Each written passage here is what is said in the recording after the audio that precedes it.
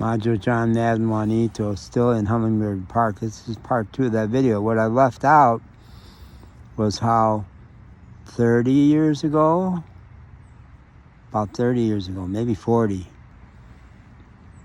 the voice for spirit, which is so active in me these days, especially the last 6 years, one of the first glimpses I had of messages from the beyond came through a fortune cookie. I was having lunch in Syracuse, New York, where I lived with a friend. I had just moved from the city of Syracuse out to the country to a lovely old farmhouse that had a beautiful barn. My 5-year-old son was jumping out of the loft into hay. It was really cool out there, and my friend Mark Briggs had moved in with me.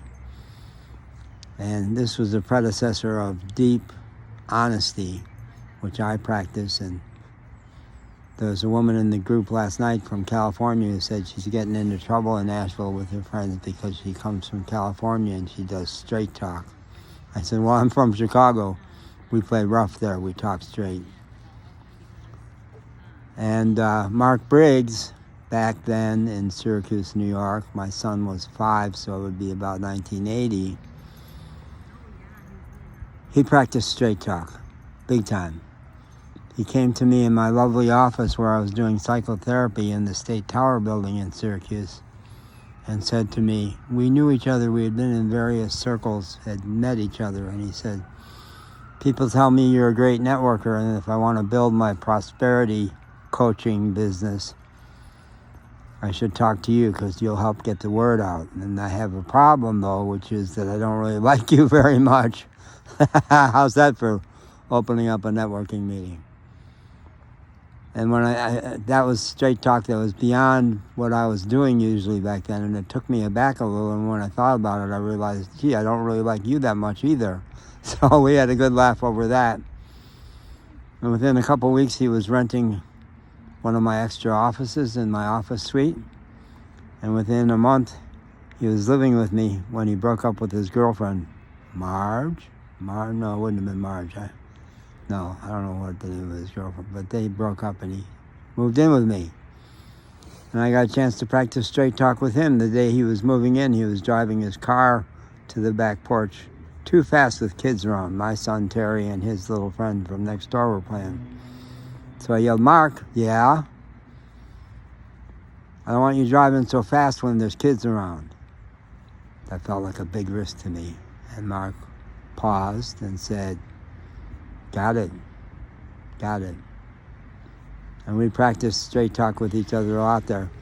So I was saying to my friend over lunch at this Chinese restaurant in Syracuse that that house,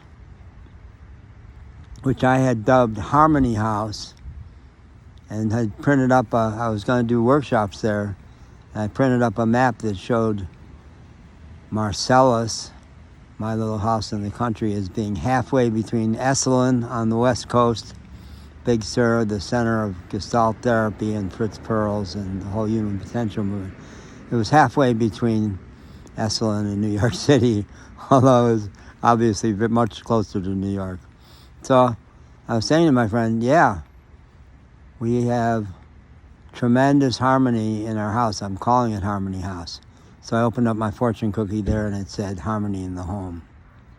I said, whoa, something out there. There is something out there that's talking to me.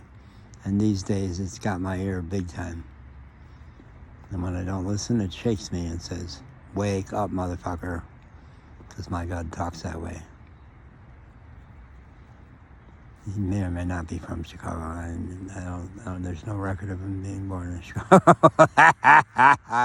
There's got a Chicagoan sense of humor. I guess maybe I'm making him in my image, which we do. But that ain't bad. That ain't bad.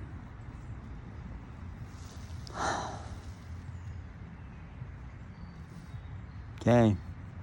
Enough of that. Bye.